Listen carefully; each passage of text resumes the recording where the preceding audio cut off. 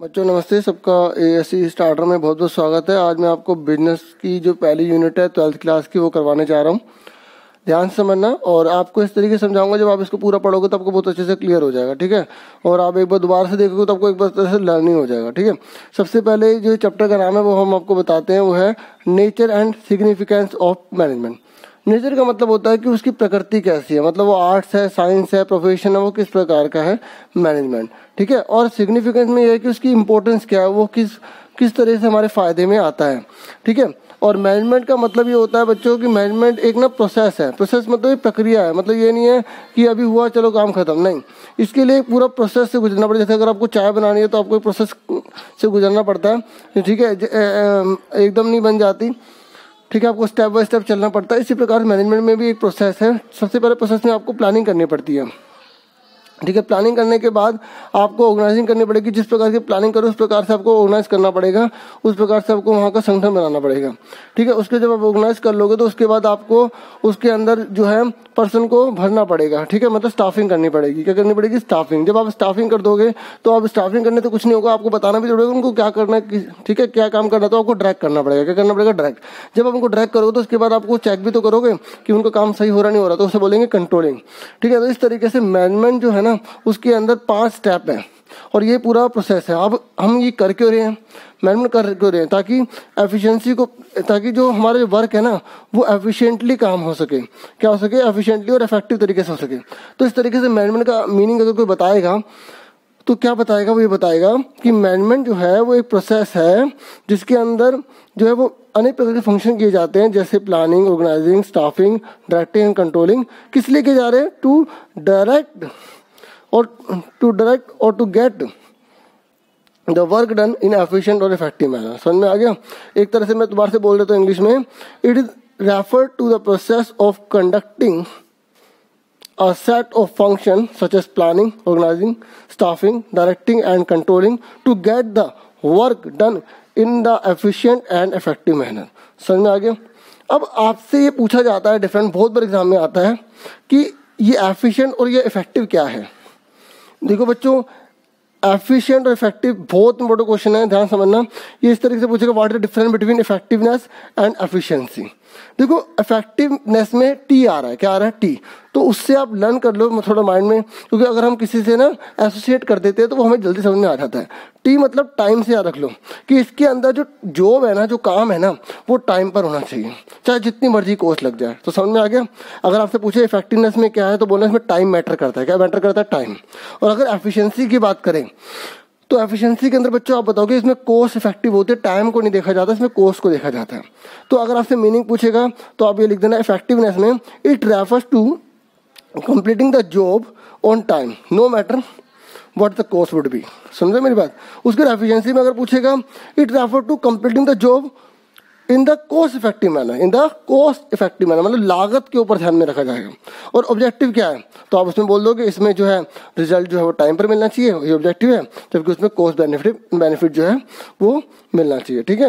और इसमें जो अगर आपसे पूछे कंसिडरेशन किस पे कंसिडर किया जाता है, तो सिंपल सी बात है, उसमें टाइम में, इफेक्टिवनेस में और एफिशिएंसी में, कॉस्ट में। क्योंकि मैंने जनरली बहुत बार चेक किया ना, तो बच्चे क्या करते हैं, दोनों में उल्टा लिख देते हैं, पता नहीं क्यों लेकिन कर देते हैं। तो इसलिए मैं थोड़ा सा बच्चों को एसोसिएट करना सिखा देता हूँ ताकि उन्हें कंसेप्ट क्लियर हो जाए। तो उम्मीद करूँगा आपको मीनिंग समझ में आ गया होगा। और आपको एक डेफिनेशन जरूर रट लेनी है किसी न किसी की, ठीक है। तो आपको जो इजी लगे डेफिनेशन वो कर लेना। जैसे हेरोल्ड कुंटर्स की जो डेफिनेशन बहुत इजी है, management is the art of getting things done through other and with formally organized groups, ठीक है। तो जो आपको डिफाइन अच्छी लगे वो आप कर लेना। अब हम पढ़ रहे हैं फीचर। मैनेजमेंट की फीचर क्या है? देखो मैनेजमेंट की फीचर ये है कि पहला मैनेजमेंट इसलिए किया जाता है कि वो गोल ओरिएंटेड प्रोसेस है। देखो आप बिना गोल के, ठीक है, बिना, जब आपको पता ही नहीं होगा कि गोल क्या है तो आप किस चीज़ का मैनेजमेंट कर रहे हो, ठीक है। तो मैनेजमेंट जो है वो गोल है इसलिए किया जा रहा है, ठीक है। तो पहली फीचर क्या होगी? Management is the goal oriented process. अब आप पढ़ रहे हो, क्यों पढ़ रहे हो? आप इसलिए तो पढ़ रहे हो कि आपके अच्छे मार्क्स आ जाएं, आप टॉपर हो जाओ या अपनी लाइफ में सक्सेसफुल हो जाओ, है ना।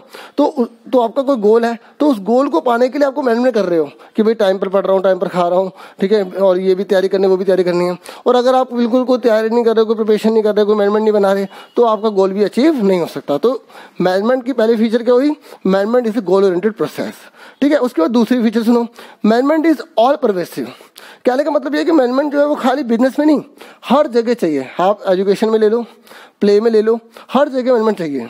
तीसरी फीचर है कि मैनेजमेंट जो है वो मल्टी डायमेंशनल होता है। मल्टी डायमेंशनल का मतलब होता है कि हमें मैनेजमेंट जो है वो वर्क का भी करना पड़ता है, पीपल का भी करना पड़ता है, सुन रहे। और कोई भी अगर हम ऑपरेशन कर रहे हैं, कोई भी काम कर रहे हैं, तो उसका भी हमें मैनेजमेंट करना पड़ता है, ठीक है। मतलब मैनेजमेंट क्या हुआ, फिर मल्टी डायमेंशनल हुआ। क्या हुआ, मल्टी डायमेंशनल, ठीक है। जैसे ऑपरेशन में आप ये बता सकते हो, जैसे एक बिजनेस है, उसके अंदर प्रोडक्शन डिपार्टमेंट भी है, सेल डिपार्टमेंट भी है, फाइनेंशियल डिपार्टमेंट भी है। अब वहाँ पे फाइनेंशियल डिपार्टमेंट तो अपने सही से काम कर रहा है, परचेज डिपार्टमेंट नहीं कर रहा, तो फिर क्या होगा, क्या होगा, जो पूरा बिजनेस का जो गोल है वो अचीव हो जाएगा, नहीं होगा ना। तो इसलिए मैनेजमेंट जो होता है बच्चों, वो हर अलग अलग चीज़ों का भी करना पड़ता है, मतलब मल्टी डायमेंशनल होता है उसके, ठीक है। तो इस तरीके से मैंने आपको बता दिया। अगली फीचर है जो इसकी है, मैनेजमेंट एक कंटिन्यूस प्रोसेस है। देखो मैनेजमेंट आपको बार बार करना पड़ेगा। अगर जैसे आपको एजुकेशन में अच्छे नंबर लाने हैं, आपने 2 दिन का अच्छी सी प्लानिंग कर ली कि इतने बजे पढ़ूंगा, इतने बजे खाऊंगा, इतने बजे, ठीक है, ये करना है। तो अगर आपने और 2 दिन बाद आपने करा ही नहीं, तो फिर आप अचीव कर लोगे अपने गोल को, नहीं कर पाओगे ना।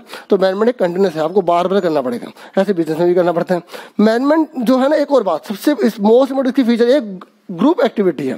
आप अकेले मैनेजमेंट नहीं कर सकते हो, ठीक है, क्योंकि आप बिजनेस खोल रहे हो, बिजनेस के अंदर बहुत सारे पर्सन होंगे, एम्प्लॉय भी होंगे आपके, ठीक है, आपके मैनेजर भी होंगे, आपके जो अगर सीए काम करे तो सीए भी होंगे, ठीक है, और एग्जीक्यूटिव ऑफिसर है तो वो भी होंगे। तो उन सबके साथ मिलकर आपको काम करना पड़ेगा, क्योंकि अगर एक ने परचेज डिपार्टमेंट ने कुछ कर दिया, सेल डिपार्टमेंट ने वो करा नहीं, ठीक है। जैसे फॉर एग्जाम्पल सेल डिपार्टमेंट है, ठीक है, उसने क्या करा, ऑर्डर ले लिया बेचने के लिए, और परचेज डिपार्टमेंट को बताया नहीं कि भी, ठीक है, कि आपको ये रॉ मटेरियल खरीदना है और इतना प्रोडक्शन करना है, और अगर डिले होगा तो फिर वो तो आपका कस्टमर चला जाएगा ना।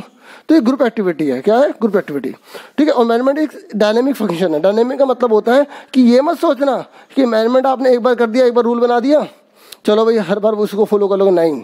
एनवायरमेंट चेंज होता रहता है, ठीक है। आप अपने घर में देख लो, आप एजुकेशन कर रहे हो, आपने टाइम पीरियड बना रखा कि 4 घंटे पढ़ना, लेकिन उस समय गेस्ट आ गए, तो आप उनको भी तो सर्व करोगे, तो आपको थोड़ा चेंज करना पड़ेगा ना।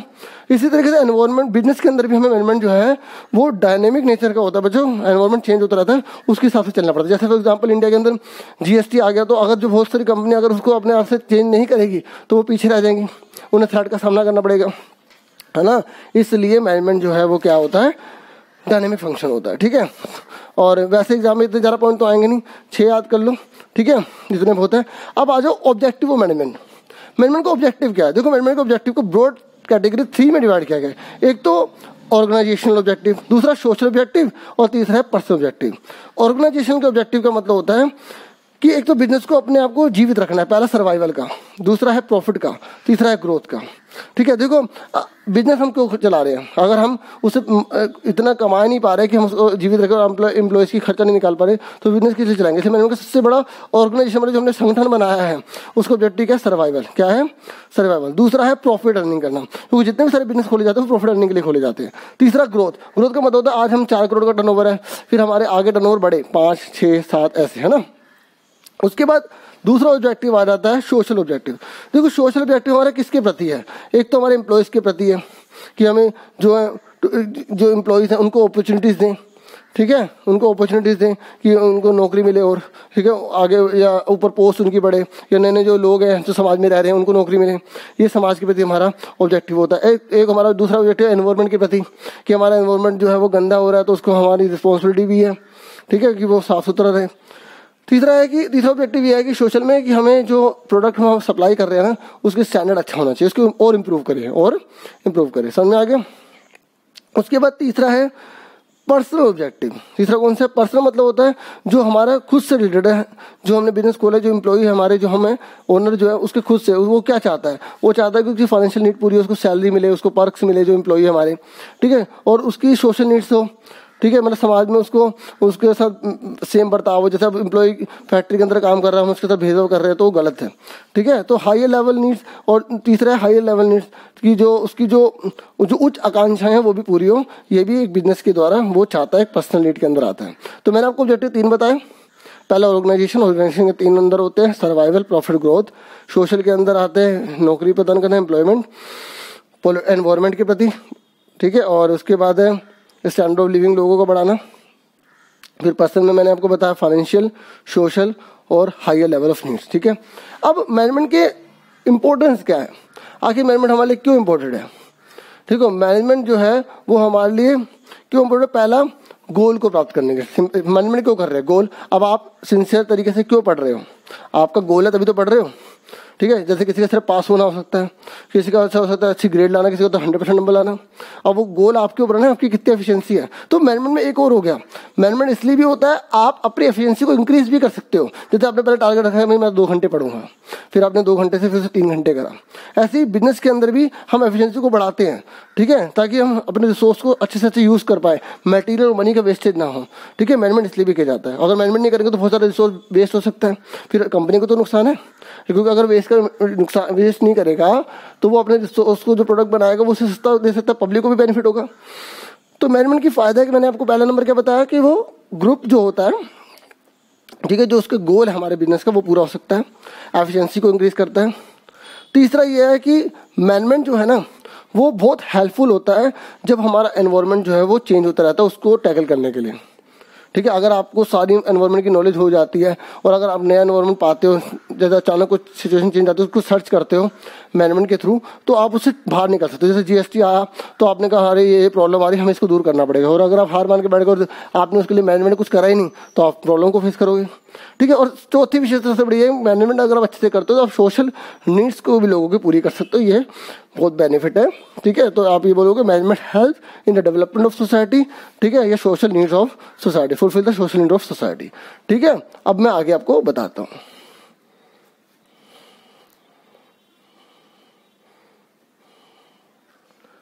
अब नेक्स्ट जो टॉपिक है management as a science, art and profession, मतलब मैनेजमेंट क्या आर्ट है, साइंस है या प्रोफेशन है। अब हमें ये बताना है। देखो भाई, साइंस के लिए 3 बातें देखनी जरूरी है, ठीक है। मैनेजमेंट को तब साइंस कहा जाएगा जब उसके अंदर 3 बातें होंगी। पहला सिस्टमेटिक बॉडी ऑफ नॉलेज हो, दूसरा प्रिंसिपल बेस्ड ऑन एक्सपेरिमेंट हो, मतलब एक्सपेरिमेंट हुए होने चाहिए उसके ऊपर जो सिद्धांत है। तीसरा यूनिवर्सल वैलिडिटी, मतलब पूरा विश्व जो है उससे सहमत हो, एग्री हो, ठीक है।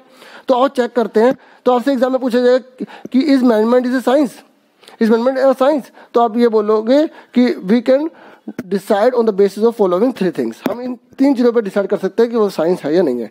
तो पहला सिस्टमेटिक बॉडी ऑफ नॉलेज मैंने बताया, तो बोलो कि हाँ मैनेजमेंट में भी सिस्टमेटिक बॉडी होती है, ये थोड़ी है कि हम पहले ऑर्गेनाइजिंग कर देंगे प्लानिंग बाद में करेंगे, तो हमें भी सिस्टमेटिक बॉडी से चलना पड़ता है, तो इसके अकॉर्डिंग है।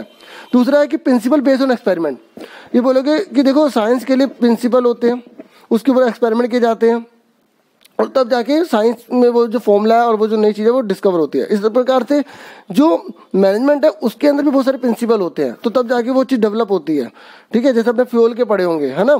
अब तीसरा ये है यूनिवर्सल अवेलेबिलिटी। देखो यहाँ थोड़ी प्रॉब्लम आ जाती है मैनेजमेंट में, क्योंकि मैनेजमेंट में टाइम टू टाइम जो है उसमें कुछ चेंज कर दिए जाते हैं, जैसे डिजायर के अकॉर्डिंग कभी कभी चेंज करने पड़ जाते हैं, ठीक है। जबकि साइंस में जो यूनिवर्सल जो फॉर्मूला है वो यूनिवर्सल है, वो कभी चेंज नहीं हो सकता। जैसे अगर बल्ब बनाने का जो फॉर्मूला है उसे आप चेंज थोड़ी कर दोगे, ठीक है, तो फिर तो कुछ और चीज़ बन जाएगी, है ना। इस तरीके से जबकि मैनेजमेंट में हम क्या कर सकते हैं, जैसे हम डेप्रिसिएशन का यूज़ कर रहे हैं तो हमने SLM की जगह हमने W written down value method लगा लिया, है ना, WVU, ठीक है, WVM, है ना। तो इस तरीके से हमने चेंज कर दिया, तो लेकिन इसलिए हम कह सकते हैं कि मैनेजमेंट जो है पूरी तरह साइंस नहीं है, ठीक है। कंक्लूजन में ले दोगे we can not say management as a completely science, ठीक है, परफेक्ट साइंस नहीं कह सकते। उसके बाद नेक्स्ट क्वेश्चन पूछ रहा है कि क्या मैनेजमेंट आर्ट्स है।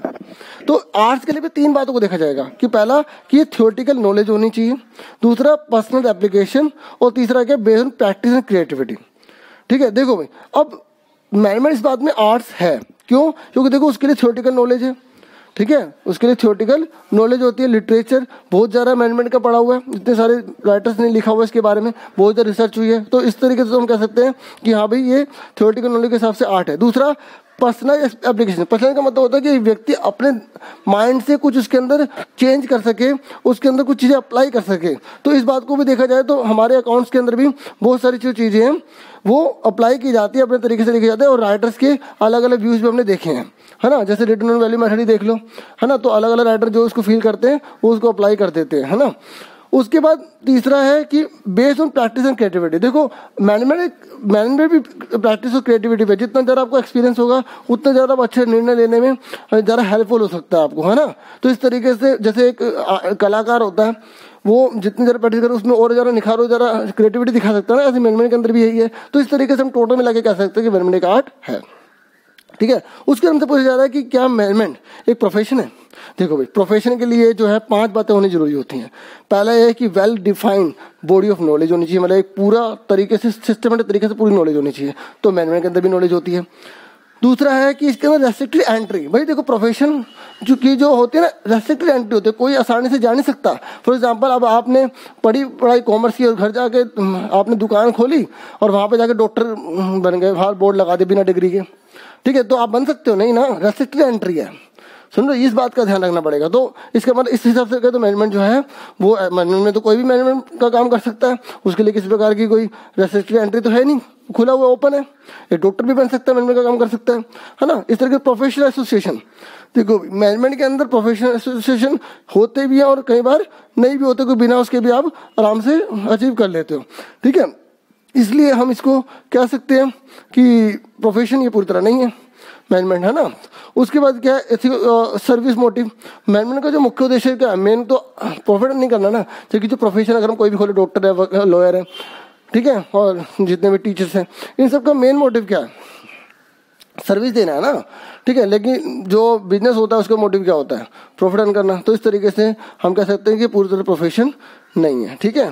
तो उम्मीद करूंगा आपको अच्छे से समझ में आ गया होगा। अब हम, ठीक है, थर्ड पॉइंट पे आ गए हैं, level and function of management. देखो भाई, मैनेजमेंट के जो लेवल है ना, उसको हम 2 मेन कैटेगरी में बांटा हुआ है, ठीक है। All the employ working in an organization institution can be divided into 2 category, managerial member, non managerial member, ठीक है। On the basis of the division of the employ and organization can be divided into 2 broad level, manager level and non managerial level, ठीक है। ये मैंने आपको बताया कि 2 प्रकार से बांट सकते हैं, एक मैनेजरियल लेवल, एक नॉन मैनेजरियल लेवल, ठीक है। देखो, इसके ऊपर हमेशा क्वेश्चन एग्जाम में आना ही आना है। तो जो लेवल ऑफ मैनेजमेंट है, जो मैं आपको बता रहा हूँ मैनेजर लेवल में, उसमें मैनेजर मेंबर भी कह सकते हो। तो उसमें सबसे पहले टॉप लेवल मैनेजमेंट आता है, फिर मिडिल लेवल आता है, उसके बाद लोअर आता है। तो आपसे पता है क्या पूछेगा, वो पूछेगा बोर्ड ऑफ डायरेक्टर या chief executive officer, chairman, managing director की किस में आते हैं, तो आप बोलोगे टॉप लेवल मैनेजमेंट में आते हैं। अगर आपसे पूछेगा लोअर लेवल मैनेजमेंट के 2 एग्जाम्पल दो, ठीक है, तो आप बोलोगे सुपरवाइजर या फोरमैन, ठीक है। आपसे पूछेगा department manager, deputy department manager, ठीक है, मैनेजर ये जो आ रहा है डिपार्टमेंट वाले, तो ये किस में आएंगे, मिडिल लेवल में आएंगे। फिर आपसे पूछेगा नॉन मैनेजर लेवल में बताइए, तो जितने भी सारे वर्कर होते हैं ना, जितने भी सारे वर्कर होते हैं वो सारे के सारे नॉन मैनेजरियल लेवल में आते हैं, ठीक है। तो ये आपको अच्छे से रट लेना है, ठीक है, कि कौन किस में आता है, ठीक है। एक बार दोबारा बता रहा था, टॉप लेवल मैनेजमेंट के अंदर board of director, chief executive officer, chairman, managing director, general manager आता है। मिडिल लेवल के अंदर डिपार्टमेंटल जितने भी होते हैं ना मैनेजर, वो सब आते हैं, डिप्टी डिपार्टमेंटल, ऑपरेशनल या फंक्शनल मैनेजर जितने भी आते हैं। और लोअर लेवल के अंदर सुपरवाइजर आता है, फोरमैन आता है, ठीक है। उसके बाद इनके फंक्शन दे रखे हैं कि भाई क्या क्या फंक्शन होते हैं। टॉप लेवल मैनेजमेंट देखो, सारे डिसीजन वही लेगा, सारी पॉलिसी वही बनाएगा, ठीक है, जितने भी सारे रिसोर्स होते हैं वही असेंबल करेगा, सारी की सारी जितनी वर्क परफॉर्मेंस होती है उनको वो क्या करेगा, कंट्रोल करेगा। एक बार समझ लो, टॉप लेवल मैनेजमेंट की फंक्शन क्या है। मोस्ट इंपोर्टेंट क्वेश्चन है पहला, डिटरमाइनिंग ऑब्जेक्टिव, ऑब्जेक्टिव तैयार करना, बताना कौन कौन से ऑब्जेक्टिव होंगे, कौन, डिटरमाइनिंग पॉलिसी, पॉलिसी बताना, ठीक है, डिटरमाइनिंग एक्टिविटीज़ की कौन कौन सी एक्टिविटीज़ की जाएगी, ठीक है, और असेंबलिंग रिसोर्स की कौन कौन से बिजनेस के लिए साधन चाहिए वो सारे जुगाड़ करेगा यही। और उसके बाद वर्क परफॉर्मेंस, सारी की सारी जो वर्क परफॉर्मेंस उसको कंट्रोल करेगा, कंट्रोलिंग द वर्क परफॉर्मेंस, ठीक है। और एक और लास्ट है अप्रूविंग बजट, कि भाई कितना बजट हमें चाहिए, कितना पैसा बिजनेस में लगाना है। मिडिल लेवल मैनेजमेंट क्या करेगा, देखो मिडिल लेवल मैनेजमेंट क्या करेगा, इंटरप्रेटिंग पॉलिसी करेगा, जो टॉप लेवल ने जो पॉलिसी बनाई है ना उसको लागू करेगा, ठीक है। एक ऑर्गेनाइजेशन सेटअप करेगा, अपॉइंट करेगा एम्प्लॉइज को, ठीक है, मोटिवेट करेगा एम्प्लॉइज को, ठीक है, क्रिएट करेगा कोऑपरेशन, क्या करेगा, कोऑपरेशन। और एक मिडल है ना, तो मिडल का भी काम करता है, जो नॉन मैनेजरियल होते हैं और जो टॉप के होते हैं उन दोनों के बीच में कड़ी का काम भी करता है, ठीक है, उनको सारी इंफॉर्मेशन भी देता है। अब लोअर लेवल क्या करेगा, लोअर लेवल में जो है नॉन मैनेजरियल है, तो उसमें कौन कौन आ जाएंगे, ये जो लोअर लेवल के अंदर सॉरी मैनेजरली होते हैं, नॉन तो वर्कर होते हैं ना। तो लोअर लेवल के अंदर वो ये वर्क जो भी अगर कोई ग्रीवनेस है, कोई प्रॉब्लम है तो उसको बताएंगे, ठीक है, ये ध्यान रखेंगे कि जो नॉन मैनेजर में जितने सारे वर्कर उनकी सेफ्टी पूरी बनी रहे। ठीक है, ensuring safety of worker, helping middle level management, middle level management की बहुत ज़्यादा हेल्प करेंगे। इन्वेस्टिंग सजेशन करेंगे, जितना सजेशन देंगे, क्योंकि ऑर्डर तो दे नहीं सकते, सजेशन ही देंगे। ठीक है बच्चों, अब मैं आपको फंक्शन ऑफ मैनेजमेंट करवा रहा हूँ। सबसे पहला फंक्शन ऑफ मैनेजमेंट में पहला स्टेप होता है प्लानिंग, फिर ऑर्गेनाइजिंग, फिर स्टाफिंग, फिर डायरेक्टिंग, फिर कंट्रोलिंग होता है। प्लानिंग के अंदर बच्चों जो फ्यूचर को लेकर की जाती है, और इसके अंदर सबसे पहला जो स्टेप होता है प्रोसेस होता है, क्योंकि एग्जाम में 5 में से एक प्रोसेस 100% आएगा ही आएगा एग्जाम में।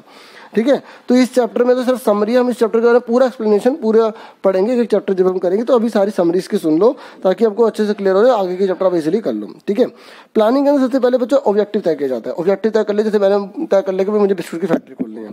फिर उसके बाद डेवलपिंग प्रेफरेंसेस, मतलब उसमें कौन कौन से संसाधन चाहिए होंगे, कौन कौन से रिसोर्स होंगे, सब मुझे डेवलप करने पड़ेंगे। ठीक है, उसके बाद तीसरा स्टेप है identifying alternative course of action, की मुझे ये देखना होगा कि क्या इसके अलावा और कौन कौन से अल्टरनेटिव है जिनको मैं कर सकता हूँ। मतलब मैं बिस्कुट की अगर फैक्ट्री खोलना चाहता हूँ तो उसमें किस प्रकार के बिस्कुट की फैक्ट्री कौन कौन सी खोल सकते हो, कैसे कैसे खोल सकता हूँ। फिर उसके बाद मैंने जो अल्टरनेटिव सारे पता लगा लिए, उसके बाद मैं उसे इवैल्यूएशन करूँगा, इवैल्यूएटिंग अल्टरनेटिव कोर्सेज, मतलब उनकी जांच पड़ताल करूँगा, उसे पता लगाऊंगा। फिर सेलेक्टिंग एन अल्टरनेटिव, एक अल्टरनेटिव को चुन लूँगा, चुन लिया। उसके बाद इम्प्लीमेंटिंग तो पहले, फिर उसमें मैं प्लान अप्लाई कर दूंगा। उसके बाद फॉलो एक्शन, फिर उसके बाद जो मैंने प्लान बनाया उसको एक्शन को पूरा करने लग जाऊँगा। यहाँ तक क्लियर हो गया, ये प्लानिंग का पूरा प्रोसेस था। जब हमने पूरी प्लानिंग कर ली, अभी हमने किसी को भरा नहीं है, अभी हमने किसी को काम नहीं करवाया, अभी सिर्फ प्लानिंग हुई है। फिर हम उसके ऊपर ऑर्गेनाइजिंग करेंगे। जो हमने प्लानिंग करी है, जो हमने फॉलो एक्शन करा है, उस ऑर्गेनाइजिंग में उसके अंदर हम ये पता लगाएंगे कि हमें कितने डिपार्टमेंट वगैरह चाहिए, उसके अंदर डिवीजन वर्क कैसे करना है, किसके क्या क्या काम होगा, किसकी क्या क्या ड्यूटी होगी, किसका क्या क्या राइट होगा, कौन किसको क्या रिपोर्ट करेगा। तो ऑर्गेनाइजिंग के अंदर जो 4 स्टेप होते हैं, सबसे पहले हम क्या करेंगे, डिवीजन ऑफ वर्क करेंगे, फिर हम डिपार्टमेंटलाइजेशन करेंगे, उसके बाद हम असाइनिंग ऑफ ड्यूटी करेंगे, ड्यूटी सौंप देंगे। फिर उसके बाद हम क्या करेंगे, रिपोर्टिंग का प्रोसीजर बना देंगे, कौन किसको रिपोर्ट करेगा। समझ में आ गया ऑर्गेनाइजिंग। अभी तक हमने किसी पर्सन को इसमें भरा नहीं है, ठीक है, अभी भी खाली ऑर्गेनाइजिंग करी है। ठीक है, अब तीसरा स्टाफ ये है कि स्टाफिंग करना, मतलब जो जो हमने अलग अलग डिपार्टमेंट बना दिए, जैसे सोच लिया, उसके अंदर अब किसकी कितनी कितनी पोस्ट करनी है, पोस्टिंग करनी है, वो हमें पता लगाना है। तो स्टाफिंग के अंदर क्या किया जाता है, पोस्टिंग की जाती है पीपल की। इसमें ये इंसानों से रिलेटेड है, ये ह्यूमन बींग से रिलेटेड है। ठीक है, तो सबसे पहले हमें पता लगाना पड़ेगा कितनी मैन पावर चाहिए। तो पहला स्टेप क्या हो गया, estimating the man power requirement, estimating the man power requirement. दूसरा क्या होगा, रिक्रूटमेंट, फिर हमें मतलब एप्लीकेशन वगैरह इशू कर देंगे, लोग उसे फिल करेंगे। फिर उसके बाद हम सिलेक्शन कर लेंगे, सिलेक्शन करने के बाद फिर प्लेसमेंट दे देंगे, उनको ओरिएंटेशन दे देंगे कि ये लो तुम्हारी ये जॉब लग गई। उसके बाद हमें क्या करेंगे, ट्रेनिंग देनी पड़ेगी, उन्हें क्या करनी पड़ेगी, ट्रेनिंग और डेवलपमेंट के काम करने पड़ेंगे। उसके बाद हमें परफॉर्मेंस अप्रेजल करना पड़ेगा, उनकी परफॉर्मेंस को चेक करना पड़ेगा। उसके बाद अगर उनकी परफॉर्मेंस अच्छी है तो उनको हम क्या करेंगे, प्रमोट करेंगे, प्रमोशन देंगे, और करियर प्लानिंग भी उनकी बनाएंगे। फिर उसके बाद कंपनसेशन, कंपनसेशन का मतलब देखो, अगर आप काम करो तो आपको सैलरी मिलेगी ना, ठीक है, या आपको जो भी मिल रहा है, कमीशन मिल रही है, जो आपको घर मिल रहा है, ठीक है, तो वो सारे कंपनसेशन में आता है। तो ये तीसरा हो गया। इसके बाद हम डायरेक्टिंग करेंगे। डायरेक्टिंग का मतलब ये होता है, देखो काम करा जा रहा वर्कर, अब 8 घंटे का काम होता है, वो कर रहा 2 घंटे ही है, क्या कर रहा है 2 घंटे, तो फिर अब हमें कैसे पता चलेगा, तो डायरेक्टिंग जरूरी हुई ना। तो डायरेक्टिंग सबसे इंपॉर्टेंट है। ठीक है, वैसे तो हर चीज़ इंपॉर्टेंट है। डायरेक्टिंग के अंदर क्या होता है, तो इंस्ट्रक्शन, गाइडेंस, कम्युनिकेशन और इंस्पायरेशन, 4 वर्ड है, बहुत इंपॉर्टेंट, 4 एलिमेंट भी कह सकते हो। इसके अंदर सुपरविजन, कम्युनिकेशन, लीडरशिप और मोटिवेशन, ये किया जाता है। सुपरविजन का मतलब ये होता है कि जो हमारा सबऑर्डिनेट है वो कैसे काम कर रहा है उसको सुपरवाइज करना। ठीक है, वो कैसे कर रहा है, कैसे नहीं कर रहा है, उसको सारी गाइडेंस देना, अगर वो गलत कर रहा है उसको ठीक करवाना। ठीक है, कम्युनिकेशन का मतलब होता है कि आइडिया, फीलिंग, विचार जो होते हैं एक से दूसरे को बताना है।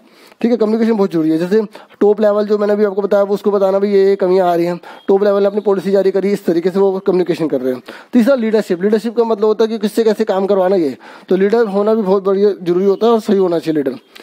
और मोटिवेशन का मतलब ये होता है, देखो अगर एक एम्प्लॉय काम करते करते थक जाए उसको, तो उसको मन नहीं कर रहा करने का, तो उसको कैसे मोटिवेट करोगे।